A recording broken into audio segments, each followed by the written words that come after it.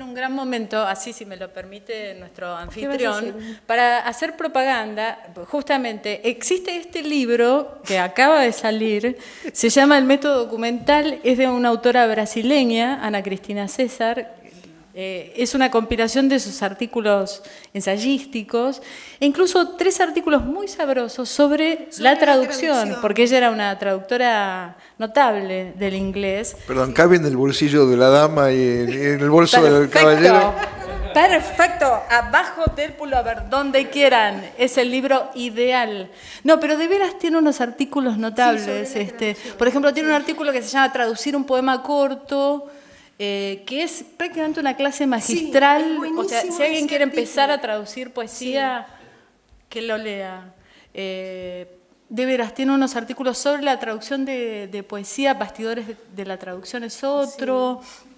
Y trabaja justamente comparando traducciones de, por ejemplo, de Mallarmé al inglés, del inglés al portugués, y te pone 4 versiones de cada una, y digamos, y trabaja de manera comparativa y analítica, y es interesante y está bueno. Lo traducimos nosotras y nos rompimos la cabeza. ¿Dónde se consigue? En las librerías. En las mejores librerías. Tipo las grandes librerías. En las buenas casas del ramo. Claro. No, me hace acordar, yo traduje un libro sobre los Merlín y Arturo y los caballeros de la mesa redonda. Lo disfruté muchísimo. Ajá. Fue un mes de placer total, un libro como iniciático, ¿no? Hermosísimo. Sí. Y lo que tenía de bueno es que, o sea, el original estaba en inglés. Y yo me llegó la versión alemana.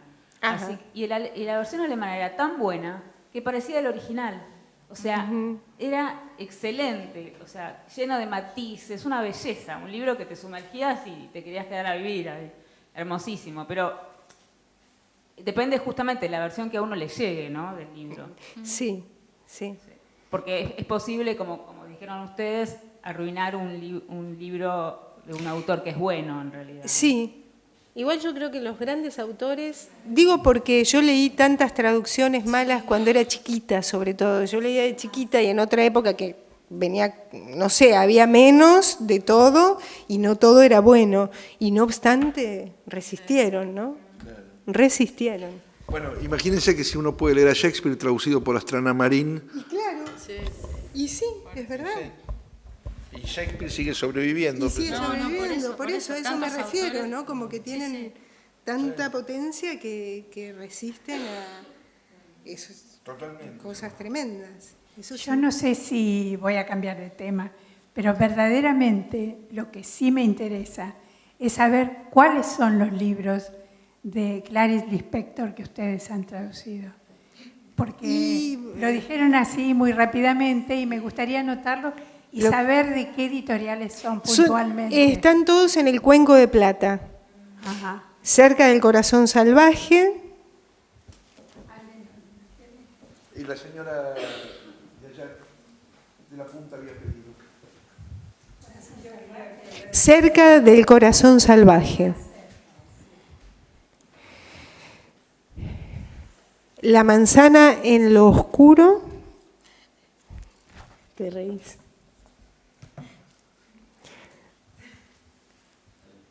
¿Dónde estuviste de noche? Y Felicidad clandestina. El orden en que lo dijiste parecía prácticamente un poema. No sé si a pensar los títulos. Felicidad clandestina. Sí. Señora.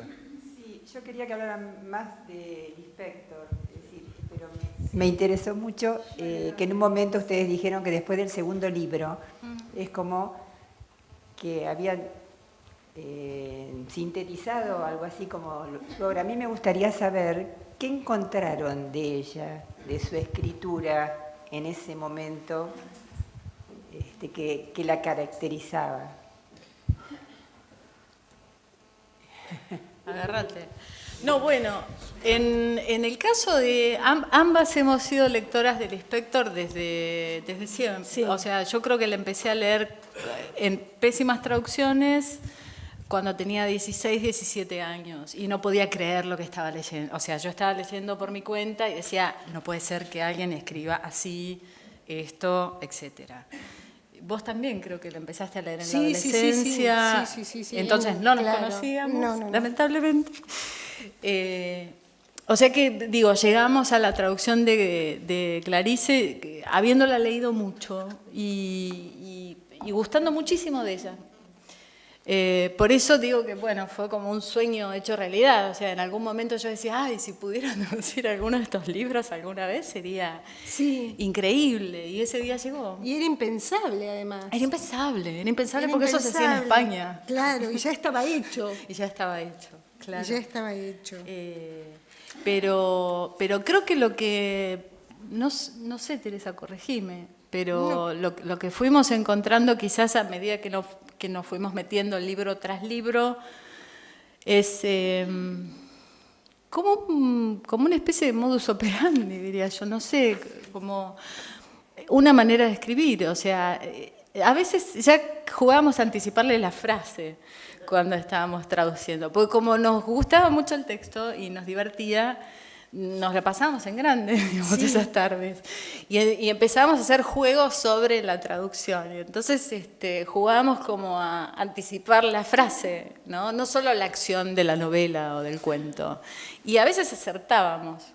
Y me parece que eso por ahí puede ejemplificar un poco cuál era la operación invisible que nos estaba pasando, ¿no?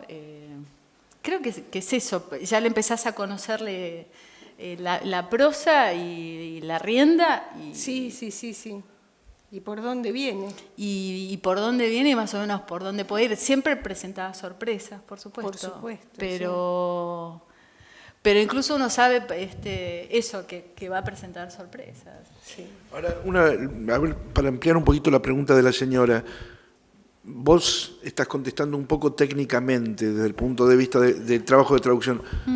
Creo que la señora estaba preguntando más bien qué es lo que ustedes vieron en Clarice Lispector para que ella los entusiasmara tanto traducirla. Pero que es una escritora genial. Sí, bueno, pero... Por ejemplo, ¿puedo hacerles unas preguntas? Tengo la sensación, por ejemplo, que Clarice escribe más sus emociones que narrativa. Está como considerada un poco de ese modo. Así se la lee. No, así se la lee. Ella se deja llevar por las emociones, pero la trama es impecable. Y no sabes precisamente, siguiendo ese rumbo de las emociones, cómo hace para construir una trama tan impecable. Y tan compleja, y tan compleja, y tiene como unas sutilezas de observación. A mí siempre me conmovía de Clarice cómo ella veía a las personas, a sus personajes, que para mí, por supuesto, son seres de carne y hueso conocidos por mí. Eso me hizo, la lectura de Clarice me hizo pensar de chica estoy hablando, ¿no? Yo, en la profundidad de cada persona y en lo que había, en lo que yo no veía, porque uno ve a una persona y dice, ese, qué sé yo, ¿no? Y Clarice lo que me hizo ver a mí es que ese esa, es un mundo complejísimo, insondable, increíble. Y sus observaciones de los animales, las gallinas. Sí. Las gallinas, por ejemplo. No. Genial. Es una característica de su escritura.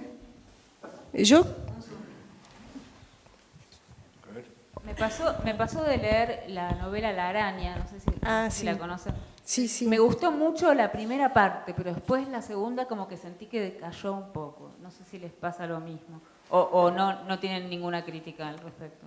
No es de mis predilectas, No, claro, justamente. en mi caso tampoco, como que me enganché mucho con toda la cuestión de monólogo interior que había al principio, qué sé yo, y después como que se me perdió un poco, se me puso más superfluo. Puede no sé. ser, y eso también es algo como muy propio de Clarice. Bueno, de hecho ahora, por ejemplo, me acuerdo en nuestras sesiones de Clarice, que así las llamamos, las sesiones de Clarice,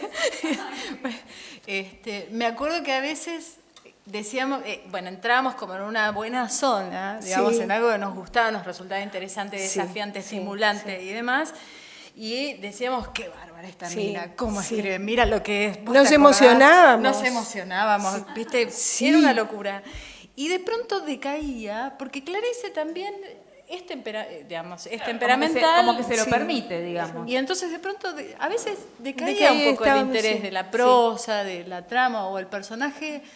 Por ahí podría haber hecho mucho más. Sí. Bueno, decaía y decíamos, ay, qué tarada. Esta es una sonsa, porque se perdió esto. Decíamos, ay, ¿cómo insiste? ¿Y por qué con insiste esto? con ¿Por qué insiste esto? con Que algo que esto? nosotras por ahí no nos simpatizaba Claro, o bueno, claro.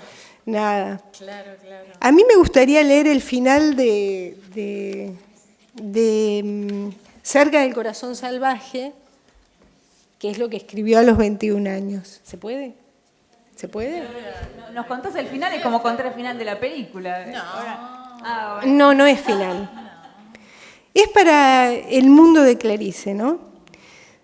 Si lo que se elevaba en ella no era coraje, si era solo sustancia, menos que humana, ¿cómo podría ser héroe y desear vencer? No era mujer, existía, y lo que había dentro de ella eran movimientos ascendentes en perpetua transición. Quizás alguna vez había modificado con su fuerza salvaje el aire que la rodeaba y nadie lo percibiría nunca. Tal vez había inventado con su respiración una materia nueva y no lo sabía. Apenas sentía lo que su pequeña cabeza de mujer no podría comprender jamás. Tropas de pensamientos calientes brotaban y se propagaban por su cuerpo asustado, y su valor radicaba en que encubrían un impulso vital. Su valor radicaba en que en el mismo instante de su nacimiento había una sustancia ciega y verdadera creándose, irguiéndose, emergiendo como una burbuja de aire en la superficie del agua, rompiéndola casi. Notó que todavía no se había dormido. Pensó que aún podría explotar en fuego abierto, que terminaría de una vez la larga gestación de la infancia y que de su dolorosa inmadurez estallaría su propio ser, por fin libre. No, nada de Dios, quiero estar sola. Y llegará un día, sí, un día llegará a mí la capacidad tan roja y afirmativa como clara y suave. Un día lo que yo haga será ciegamente, seguramente, inconscientemente pisando sobre mí, sobre mi verdad, tan integralmente lanzada a lo que haga que seré incapaz de hablar. Sobre todo llegará un día en el que todo movimiento mío será creación, nacimiento. Romperé todos los no que existen dentro de mí. Me demostraré a mí misma que no hay nada que temer, que todo lo que yo sea será siempre donde haya una mujer con mi principio. Algún día levantaré dentro de mí lo que soy. Ante un gesto mío mis olas se alzarán poderosas, agua pura que hundirá la duda, la conciencia. Seré fuerte como el alma de un animal, y cuando yo hable no serán palabras pensadas y lentas, no apenas sentidas, no llenas de deseo de humanidad, no el pasado corroyendo el futuro. Lo que yo diga sonará fatal y entero. No habrá ningún espacio dentro de mí que me permita saber que existen el tiempo, los hombres, las dimensiones. No habrá ningún espacio dentro de mí que me permita notar siquiera que estaré creando segundo a segundo, no segundo a segundo, siempre fundido, porque entonces viviré. Solo entonces viviré más que en la infancia. Seré brutal y mal hecha como una piedra. Seré leve e imprecisa como lo que se siente y no se entiende. Me superaré en olas. Ah, Dios, y que todo venga y caiga sobre mí, hasta la incomprensión de mí misma en ciertos momentos blancos, porque me alcanza con cumplirme. Y entonces nada impedirá mi camino hacia la muerte sin miedo. De cualquier lucha o descanso me levantaré fuerte y bella como un caballo joven. Bueno, esto a los 21 años escribía. Yo tengo una última pregunta, y digo una última pregunta porque estas jóvenes se están yendo mañana a Río a levantar los papelitos que quedaron en Copacabana después de... así que... no, mi pregunta es muy breve y muy precisa. ¿Conociste finalmente a María Betania? Sí. No. La conocí, la conocí a través de Ferreira Goulart, del poeta, justamente. Ya se estaba terminando mi viaje y bueno, no había podido dar con ella. Incluso me topaba con poetas más grandes, que yo me juré que no iba a ser como una poeta en especial que conocí. Que cuando le dije, yo ya había hablado por teléfono, yo siempre de teléfono público, ¿no? Con María Betania, que me había atendido, yo casi me muero, se me cortó el teléfono porque se me acabaron las monedas, volví a llamar, sí, se cortó, bueno, no sé. Entonces, una de esas poetas que conocí aquella vez, que la conocía también a Betania, me dice, pero ¿cómo va a aceptar verte a vos? Yo ya había hablado y había hecho la cita. Y me dice, ¿cómo va a aceptar verte a vos si ella es una estrella y vos no sos nadie? Y yo dije, ay, por Dios, que cuando yo no era tan grande, pero para mí era grande, tenía 40 años, ¿no? La mujer esta. Y yo dije, como Betania más o menos en ese momento, y yo dije, por Dios, que yo no sea así cuando sea más grande. Porque me parecía increíble, ¿no?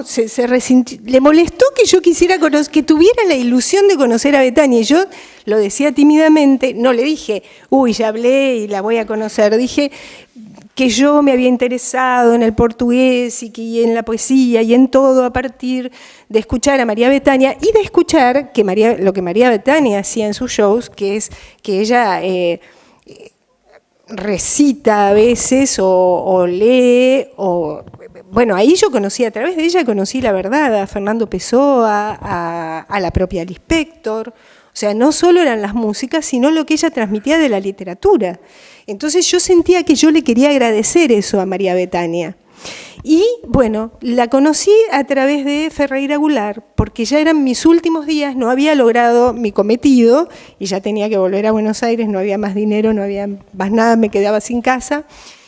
Y voy un día a pagar el último alquiler a la casa de Dona María, que era la señora que alquilaba la casa, el departamento donde yo vivía, en Copacabana, vivía a 2 cuadras de Ferreira Goulart.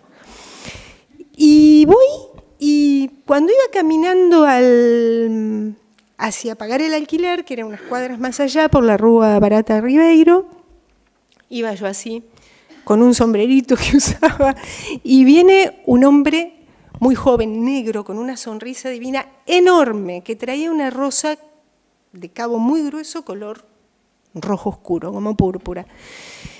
Y me la da, y sigue de largo. Y yo agarro la rosa, así me quedo, ¿no? Y me voy con la rosa a pagar el alquiler a Doña María. Entonces le cuento a Doña María lo que pasó, porque me sorprendía mucho, porque me dio la rosa por dármela, no era ningún intento de nada, fue un acto así como de darme algo de pura simpatía. Entonces Doña María me dijo, bueno, si te pasó eso, esto es como una serie de deseos, una secuencia de deseos cumplidos, vos se la tenés que dar a alguien. Entonces yo me iba, después de pagar el alquiler, tenía mi cita con Ferreira Goulart, nada menos, que yo no sabía, la que era la esposa de Ferreira Goulart, Teresa Aragão, era muy amiga de Betania, y él también, pero sobre todo la esposa, pero yo no tenía la menor idea, yo ya iba a verlo a él, porque me iba a dar sus libros, bueno, esas cosas que se hacen con los poetas.